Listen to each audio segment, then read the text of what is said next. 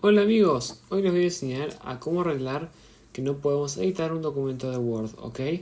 Es muy sencillo, lo único que tenemos que hacer es ir a revisar, luego vamos a ir a restringir edición y aquí donde dice sus permisos vamos a buscar la opción de suspender la protección. Vamos a tocar aquí y vamos a escribir la contraseña que tiene el archivo. Si el archivo no es nuestro, asegúrense de pedirle la contraseña a la persona que sea dueña.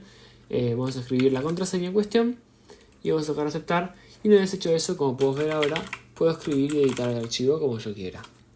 Muchas gracias por este video tutorial, espero que les haya gustado. Si tienen algún tipo de duda, por favor déjenla en la caja de comentarios y si no, nos vemos en el próximo video.